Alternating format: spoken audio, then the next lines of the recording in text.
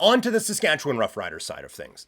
Quite simply, they just weren't good enough. They were outplayed in every aspect of the sport. It was a bad day to have a bad day for Trevor Harris. He was not close to being as dialed in as he was against the BC Lions. And the pressure in his face had a lot to do with it. And then, like I just said, when he did have time, his receivers were kind of blanketed. But even still, there were a few uncharacteristic misses from Trevor Harris on a pass over the middle a couple of times where it is just behind the receiver. And now part of that is the pressure that is coming at him. Another part of it was how good that coverage was, and the linebackers kind of just getting in the way. And so Harris is processing three different things at once, and he's trying to get the ball down the field, and the throw ends up just being a little bit off. But that wasn't happening last week against BC, and honestly wasn't happening in the 4 games or 5 games leading up to this either, when you saw Trevor Harris absolutely dialed in. Another thing, though, that didn't help was the play calling again, and it was the thing that we talked about throughout this entire season, Saskatchewan's desire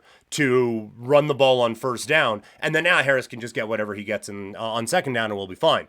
Winnipeg read that one perfectly. They bottled up Ouellette basically from the second quarter on, and certainly in the second half when the Riders were still insistent on running the football there. There are so many times where you will hear announcers say, well, there's still a lot of time left, so you don't really want to abandon the run.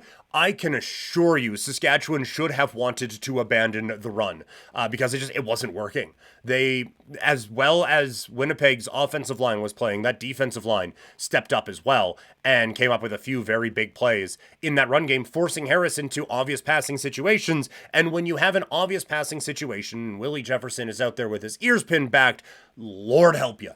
It doesn't go well. So this is... It was just all of it combined for a very difficult day for Trevor Harris. And then this defense got beat up.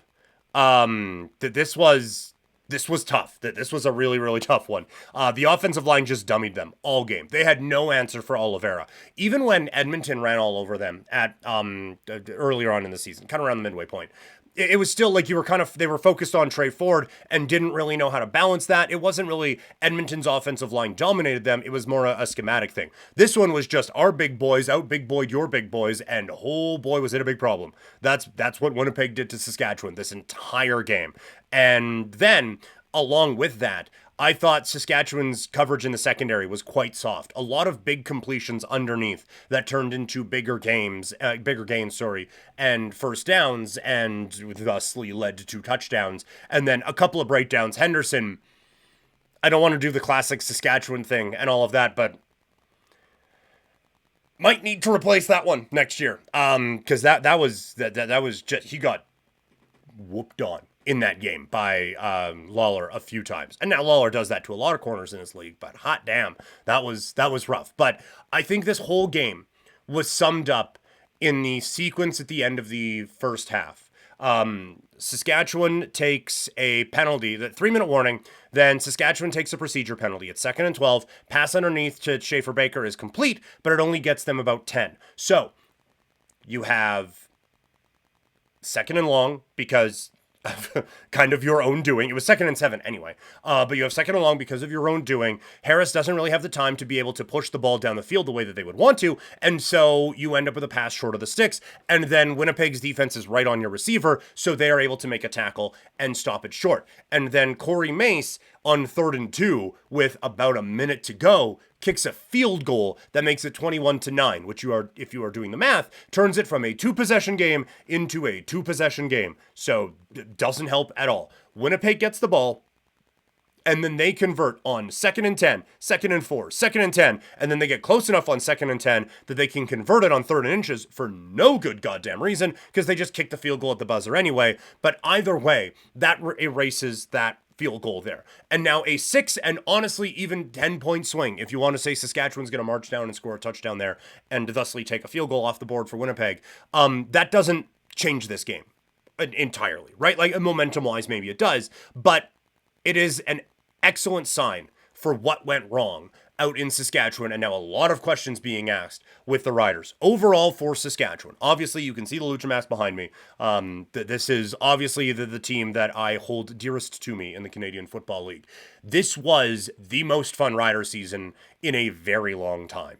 I truly think that Corey Mace has this team going in the right direction. And as I've said a number of different times, I think Corey Mace is on his way to reestablishing what it means to be a Saskatchewan Roughrider. And for a long time, there was no identity to this team. And it was just a bunch of dudes who happened to be playing in Regina. But I think that connection with the fan base is back. And I think that identity with this team is back, and that is going to help. And this team got a lot closer to the Grey Cup than a lot of people would have thought they would, at the beginning of the year. That doesn't mean there isn't a long way to go, though. They were so clearly the second best team in that game. And there's questions about Trevor Harris. I thought he was phenomenal when healthy this season, but he's also 38. And so what do you do at the quarterback spot? And there are a lot of in-game decisions that I think Corey Mace is going to have to be a little bit better at as well, which is fine to say about a first-year coach. So overall, it doesn't feel like it right now, but a gigantic success of a season for the Saskatchewan Roughriders and a desperately needed turnaround for a franchise that kind of had nothing going for them for a long time. So overall, thumbs up on the season for the Riders, but when you get that close to the Grey Cup, it's tough to feel super optimistic about things when you just get curb stomped for 60 minutes in a football game.